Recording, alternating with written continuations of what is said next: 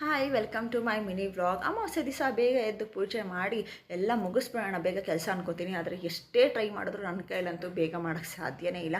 ಹುಡುಗರೆಲ್ಲ ಬೇಗ ಸ್ಕೂಲಿಗೆ ಕಳಿಸಿದ ತಕ್ಷಣ ಆಮೇಲೆ ನಾನು ನೆಲ ಒರೆಸಿದ್ದು ಪೂಜೆ ಮಾಡಿದ್ದು, ಪೂಜೆ ಸಾಮಾನೆಲ್ಲ ತೊಳ್ಕೊಂಡು ಪೂಜೆ ಮಾಡಿದ್ದು.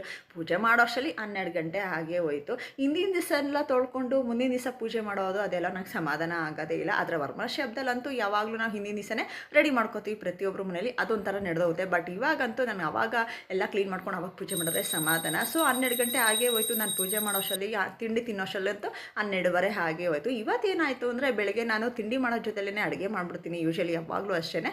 ಬಟ್ ಇವತ್ತು ನನಗೆ ಕುಕ್ಕರ್ಗೆ ನಾನು ಸೊಪ್ಪು ಹಾಕಿ ಕೂಗಿಸಿದಾಯಿತು. ಇನ್ನೇನು ಸ್ಟಾರ್ಟ್ ಮಾಡಬೇಕು ನಾನು ರುಬ್ಬಕ್ಕೆ, ಮಿಕ್ಸಿನೇ ಆನ್ ಆಗಲಿಲ್ಲ. ಸೊ ಹಂಗಾಗಿ ನಮ್ಮ ಮನೆಯವ್ರು ನಾನು ಸರಿ ಮಾಡಿಸ್ಕೊಂಬರ್ತೀನಿ ಬಿಡಮ್ಮ ಅಂತ ಹೇಳಿದ್ರು. ಸೊ ಸರಿ ಮಾಡಿಸ್ಕೊಂಬರ್ತಾರೆ ಅಷ್ಟು ನಾನು ಪೂಜೆ ಮಾಡೋಣ ಅಂತ ಪೂಜೆ ಎಲ್ಲ ಮುಗಿಸಿದಾಯಿತು. ಆಮೇಲೆ ನಮ್ಮ ಮನೆಯವ್ರು ಬಂದುಬಿಟ್ಟು ಅವ್ರಿಗೆ ಬಂದಷ್ಟು ಎಷ್ಟು ಬರುತ್ತೋ ಅಷ್ಟು ಮಿಕ್ಸಿನ ಸರಿ ಮಾಡಿಕೊಟ್ರು. ಮಿಕ್ಸಿ ಸರಿ ಹೋಗಿದ ತಕ್ಷಣ ಸೊಪ್ಪನ್ನ ರುಬ್ಕೊಂಡು ಆ ಕಡೆ ಸೈಡಲ್ಲಿ ಇಟ್ಕೊಂಡೆ, ಇನ್ನೊಂದು ಕಡೆ ಅನ್ನಕ್ಕಿಟ್ಟೆ, ಹಾಗೆ ಸೊಪ್ಪನ್ನ ಒಗ್ಗರಣೆಗೆ ಹಾಕೋಣ ಅಂತ ಅಂದ್ಬಿಟ್ಟು ರೆಡಿ ಮಾಡ್ಕೊತಾ ಇದ್ದೆ. ಅಷ್ಟರಲ್ಲಿ ನಮ್ಮ ಮನೆಯವರು ನಮ್ಮ ಚೋಟಪ್ಪನ ಕರ್ಕೊಂಬರ್ತೀನಿ ಅಂದರು. ಇವಾಗ ಏನಾಗ್ಬಿಟ್ಟಿದೆ ಅಂದರೆ ನಾನು ಏನಾದರೂ ಬೆಳಗ್ಗೆ ತಿಂಡಿ ಮಾಡಿದ್ರೆ ಮಧ್ಯಾಹ್ನಕ್ಕೂ ಅದೇ ಆಗುತ್ತೆ. ಸೊ ಹಾಗಾಗಿ ನಮ್ಮ ಮನೇಲಿ ಸಾಂಬಾರು ಖರ್ಚಾಗಲ್ಲ, ಹಾಗಾಗಿ ಸ್ವಲ್ಪನೇ ಮಾಡ್ಕೋತೀನಿ ಈ ನಡುವೆ ನಾನು. ಸೊ ಸಾಂಬಾರಿಗೆಲ್ಲ ರೆಡಿ ಆಗಿತ್ತು. ಅಷ್ಟರಲ್ಲಿ ಮಳೆ ಬರ್ತಿತ್ತು ಅಂತ ಬಟ್ಟೆ ಎಲ್ಲ ಎತ್ಕೊಂಬಂದು ಬಟ್ಟೆ ಮರ್ಚಿಕ್ಕೋ ಅಷ್ಟರಲ್ಲಿ ನಮ್ಮ ಚೋಟಪ್ಪ ಸ್ಕೂಲಿಂದ ಬಂದೇ ಬಿಟ್ಟ. ಇವಾಗ ಹೆಂಗಾಗಿದೆ ರೂಟೀನ್ ಅಂದರೆ ಈ ವರ್ಷ ಜೂನಿಂದ ಇವಾಗ ಚೋಟು ಬಂದ ತಕ್ಷಣ ತೇಜುನು ಬಂದುಬಿಡ್ತಾನೆ.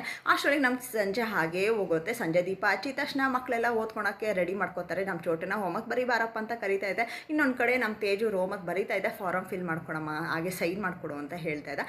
ಸಂಜೆ ಅಡುಗೆ ಅಂತೂ ಏನು ಮಾಡೋಂಗೇ ಇರಲಿಲ್ಲ. ಸೊ ಇಷ್ಟ ಆಗಿತ್ತು ಇವತ್ತಿನ mini vlog. Thank you for watching.